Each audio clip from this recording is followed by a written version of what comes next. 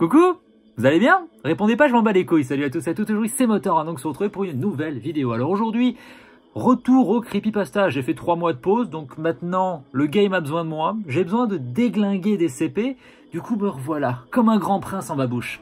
Sauf qu'aujourd'hui, bon, on va faire une creepypasta qui est sympa et que j'aime bien. Pas rien à voir, allez go! Alors, cette histoire se passe dans un bureau où il y a un gros monsieur qui vient de recevoir une lettre et on va la lire tous ensemble. Elle commence comme ceci. Très cher monsieur Haberlein, alors que j'écris ces lignes, je suis sur le chemin de Queensland. J'espère y trouver des terres et une opportunité de mener mes projets à bien et en paix.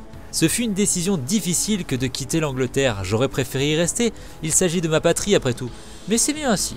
L'Australie est une nouvelle aventure et j'ai hâte de voir les résultats que ce changement pourrait apporter. Le voyage a été long, mais il ne fut pas fastidieux. Le capitaine est un camarade bien jovial et il m'invita dans sa cabine de nombreuses fois pour partager un verre et me conter ses histoires. Je dirais même que celles-ci sont meilleures que les miennes. Les passagers sont aussi intéressants. Un grand nombre de femmes étaient à bord. Il s'avère que ma nouvelle patrie est en pénurie de sexe faible. Beaucoup de ces pèlerins étaient autrefois des travailleuses, si je puis dire. Nous pouvions voir à quel point elles désiraient un nouveau départ, compte tenu de leur situation. Bien sûr, le point culminant de ce voyage furent les meurtres. Il y en eut 3, pour l'instant. Les femmes croient qu'il y a une goule à bord du bateau. J'en ai entendu quelques-unes mentionner même le mot de vampire. Cette superstition est assez enfantine, certes, mais nous ne pouvons pas leur en vouloir. Il est vrai que les attaques sont assez horribles. Des gorges tranchées, des coupures extrêmement profondes, assez pour être fatales, mais pas immédiatement. Les abdomens sont grands ouverts, les organes coupés et enlevés. Ils sont soigneusement placés à côté de leurs victimes. Les organes génitaux sont souillés, hachés en petits morceaux. Ils ne sont plus que lambeaux de chair. Le capitaine sait que j'ai quelques connaissances en médecine, alors il m'a autorisé à examiner les corps. C'est vraiment un plaisir pour les yeux. Vous pourriez apprécier ce chef-d'œuvre si vous le voyez. Le coupable court toujours. C'est réellement merveilleux, n'est-ce pas, de pouvoir œuvrer sur un navire de cette taille en évitant d'être pris. C'est assez incroyable, peut-être qu'il s'agit d'un vampire. Il fait toujours nuit quand ceci se passe, et ça se passe sous le pont. Il ne reste que plusieurs jours de voyage, des nuits aussi. Que se passe-t-il? Qui survivra? C'est palpitant, n'est-ce pas? Votre ami, Jack. Et ça se termine ainsi. Allez, on va débriefer tout ça.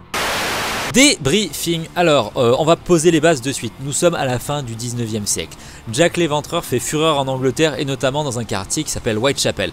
À cette époque, Haberlein, qui est le chef de la police de Scotland Yard, le cherche, le traque, enfin bref, il fait ce qu'il peut. Et puis là, il reçoit cette lettre et cette creepypasta commence à ce moment-là. On nous explique que Jack n'est plus à Whitechapel, mais qu'il a pris un bateau direction l'Australie pour pouvoir massacrer des gens. Alors là, je me dis, ok, c'est pas mal, il y a une chute à la fin, mais il y a des choses quand même qui me dérangent.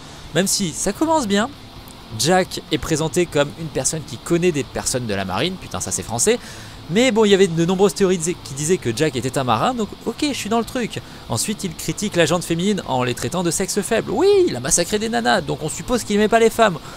Petite référence aux travailleuses qui sont en fait des prostituées à Whitechapel, ok je suis dans l'univers, là on est bien, ça avance bien. Et puis là, ça commence à se dégrader méchamment.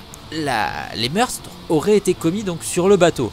Ok, c'est cliché, enfin bref. Puis les nanas ont peur d'un vampire. La peur du vampire, c'est plutôt 14e, 15e siècle. À cette époque-là, on n'est plus trop dans l'histoire du vampire. Donc pourquoi apporter ceci? Je comprends pas. Enfin bref, et là, on arrive malheureusement au moins bon moment, c'est quand ça parle de meurtre. Les descriptions sont trop vulgaires et grossières pour qu'on y croie. Toute personne qui s'est un peu intéressée donc au cas de Jack l'Éventreur, ben non, c'est pas ça, c'est pas du tout ça. Tout est à côté de la plaque. L'espèce de fatale, mais pas immédiate, les blessures ouvertes, les organes génitaux souillés. Non, putain, c'est mal écrit, c'est mal écrit. L'histoire des morceaux, tout ça, et puis la soif de tuer. Non, je sais pas.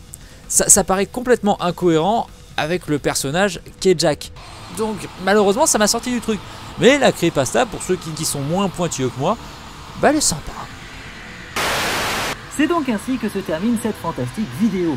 Alors bien entendu, vu le titre, tu te doutes que la vidéo ne sera absolument pas monétisable. Donc si tu veux me faire de la pub, c'est les pouces bleus, les commentaires, vous me racontez votre vie, vous racontez ce que vous voulez, vous partagez la vidéo et on se retrouve pour de nouvelles aventures sous peu. Ou pas, je sais pas, vu que j'ai pas réellement de planning. Tchuss!